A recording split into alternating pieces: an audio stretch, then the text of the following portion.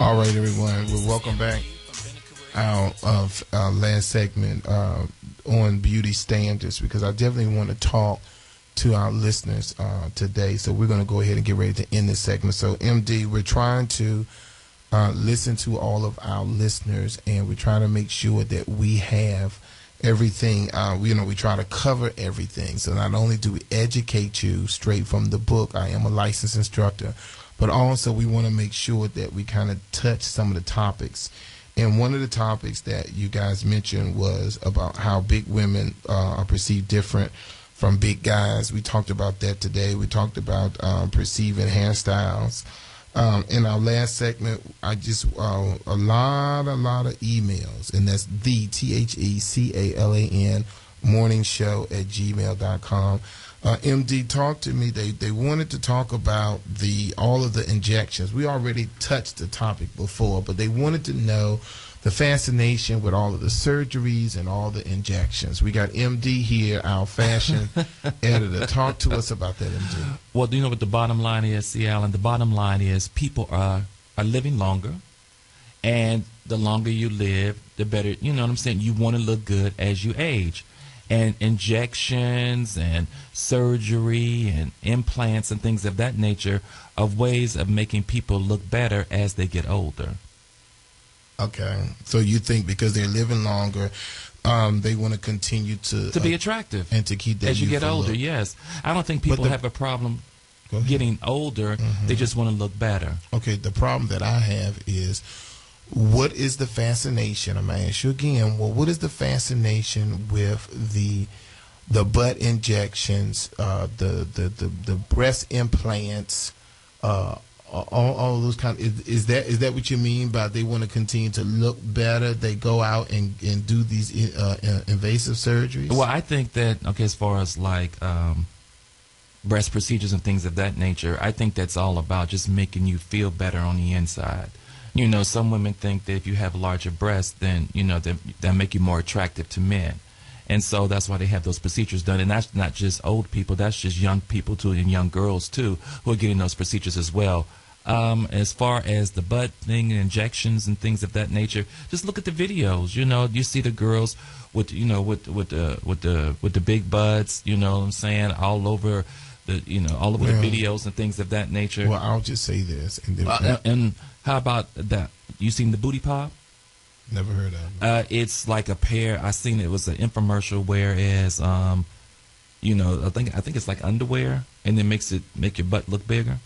Well, the only thing I say is this: the booty pop. Bam. Only thing I say is this, and we're closing, and that is that. And listen to me. This is C. Allen talking to you. I think that what it boils down to is self-esteem. What I want everyone to do is, if you are a senior, and that is over the age of, let's say, if you're 55 and above, I believe in my heart that you have an obligation. Because what I'm not seeing anymore is I'm a church boy raised at the Greater Mount Calvary Holy Church. Pastor Dr. Alfred Owens and Susie Owens is my pastors, and I can remember where the church mothers would take these young girls to the side and talk to them in reference to if they had too much cleavage showing, they would talk to them. If their skirt was a little high, they would talk to them. Where are the grandmothers of 2012 who will be that voice of reasoning to that young girl that I know she don't want to listen?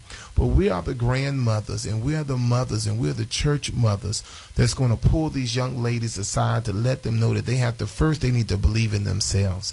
Secondly, they need to look and start to love themselves, look better and start to love themselves more. Because what it boils down, MD, is it boils down to low self-esteem. We're not supposed to be getting our lecture from 106 in Park, looking at the booty shaking and the booty calling. That is not how we're supposed to learn. We're not supposed to look at Nicki Minaj and these other people that we see and say, I want to be like them, because they have trainers. They have 24-hour. They could have 24-hour supervision. Just like my mother, she loved that show, The Biggest Loser.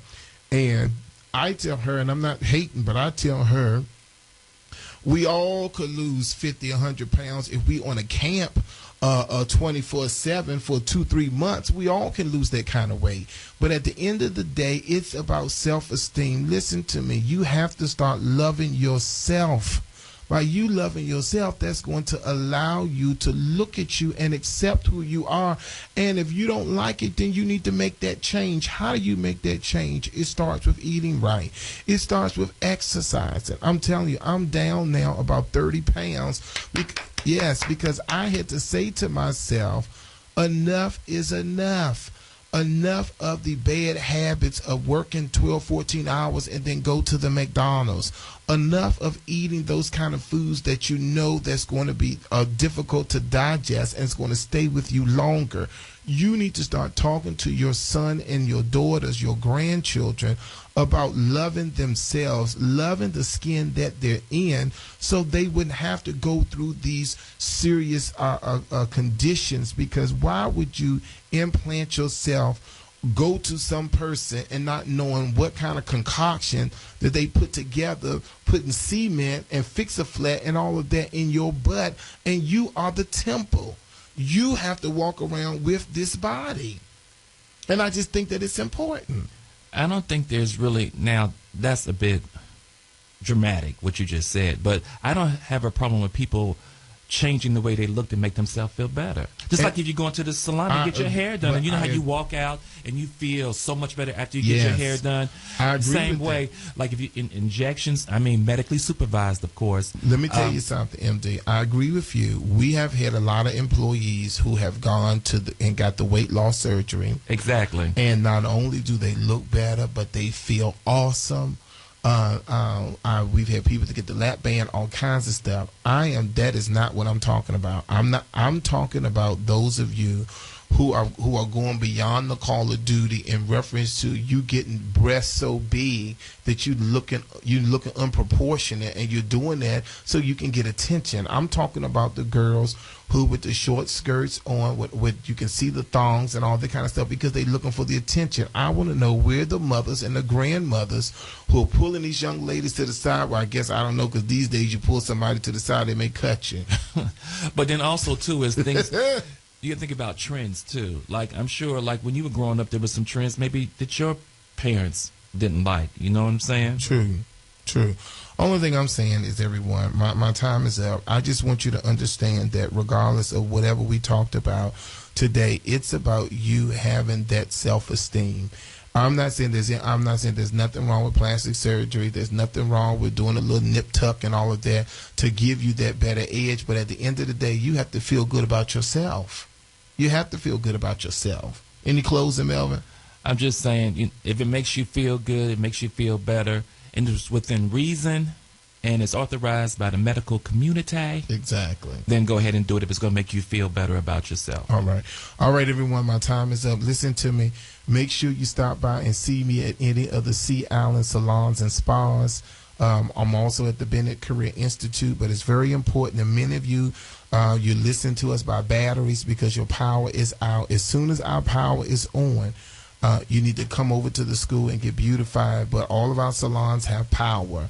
So you want to make sure that you go to my website, CALAN morningshow.com. Make sure you like us on Facebook, and on Twitter, it's THE, the Sea Island Morning. All right, everyone, my time is up. Thank you, MD, coming in, our fashion editor. Thank you for having me this morning. It was a pleasure. All right, everybody, pamper yourself, because it's your duty to be beautiful. Have a good week. Have a great day, everybody.